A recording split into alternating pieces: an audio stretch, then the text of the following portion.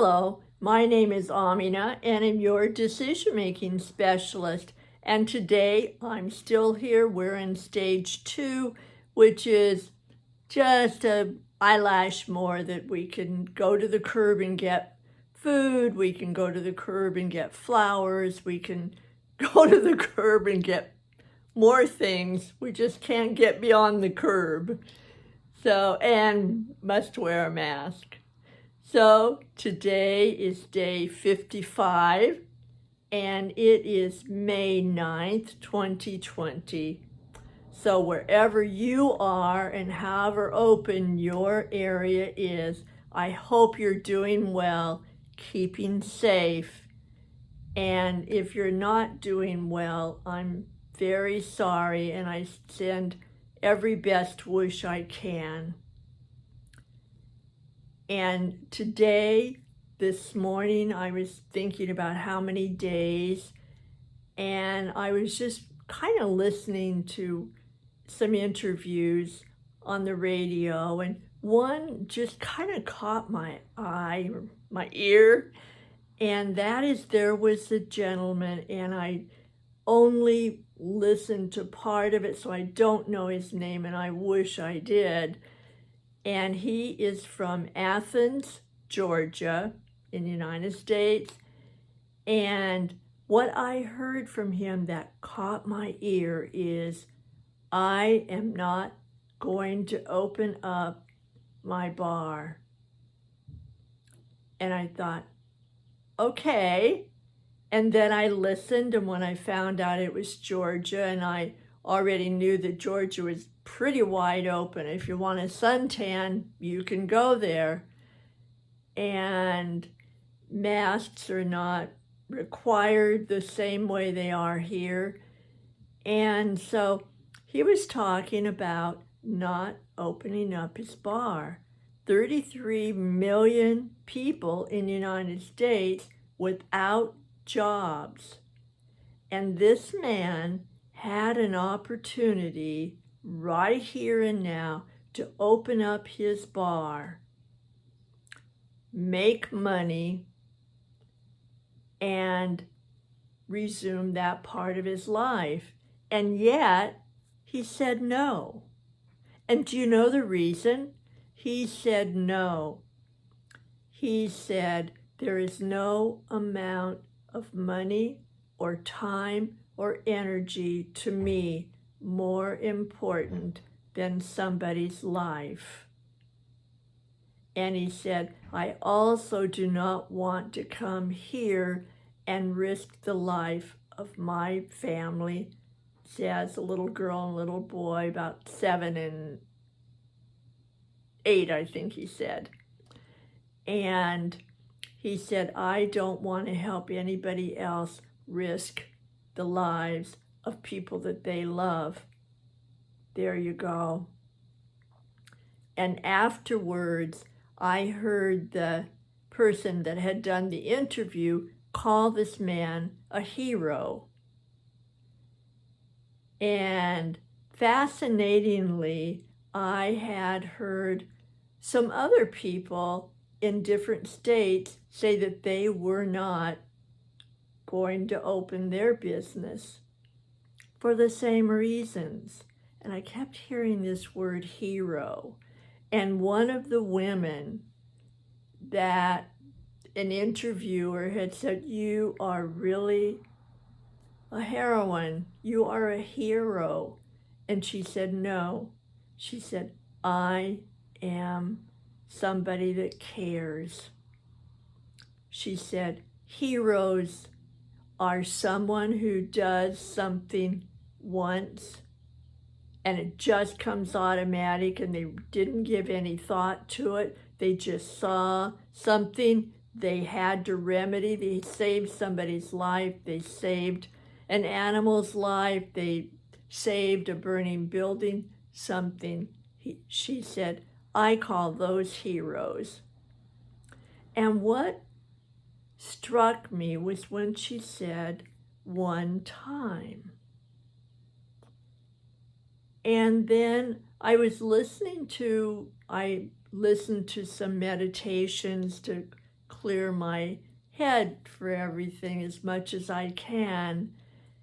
And the person was saying the difference between the hero and someone who's great, same thing, that a hero does something usually once. Not that that's not important, just that the great person is somebody that does caring and sharing and helping all along the day, all along their life.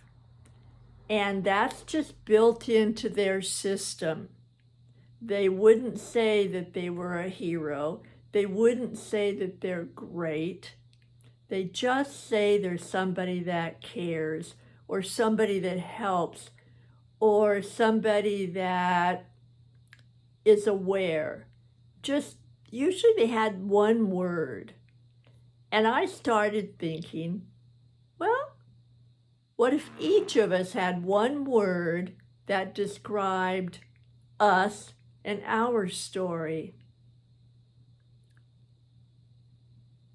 And I thought, well, what if I wanted to change and be even better? And what if you wanted to change and be even better? What if all of us in this together wanted to change and be better? What if we had a word that helped us do that? So for me, I have been, before the newscast, I have been practicing my word, which is generous. Now, that doesn't mean that I'm going to say I'm a magnificent, generous person all the way along the day. I'm generous. I wish. I wish. Just that I'm just a pesky human being in between. And my elbow slips off the table and I forget my word. However, it feels to me inside when I wake up in the morning and I just say the word generous 3 times. Or when I'm having a difficult time with somebody and I would just like to say something not so generous. I am getting better at reminding myself generous, and it shifts my mind and I listen more slowly. And when I start to be really down on myself, I raise my hand. I do. I bet you do. I bet all of us are in this together. Put ourselves down sometimes. And it doesn't mean that we don't pay attention to what we're doing and what we want to change. It's just when we're that hypercritical part, you're too this, you're too that, you're too that, to just use that word. And sometimes when I get caught in a loop or down into my rabbit hole, I have found that my word actually becomes a ladder, becomes an elevator, becomes something that interrupts my critical pattern and brings me back to my center. I'm wondering what your one word would be. The word that you would use for yourself. Maybe elevate it to another word that helps you go to a different level, as if you were climbing a ladder and you're already your very best. And I know that all of us are doing our very best. What if, just for an eyelash of a second, you thought of another word and you used that word 3 times when you woke up in the morning, and every time you felt frustrated or upset or angry or frazzled or happy or glad, grateful, what if you remembered to just whisper that word to yourself? I wonder if that would help you be even better than you already are. Try it. I hope so. What's your one word? and keep using it. See if things change. And actually, along the way, if you think, well, that word's working, then use my power of and use that word and another. I'm using generous and kind. And I'm practicing because I would like that to be part of my story and my legacy. When somebody remembers me, I really want them to remember that I was kind and generous. That's my wish, that's my practice, that's my hope. So my hope for you is that you find at least one word that works for you. And if you would be willing, let me know what your word is.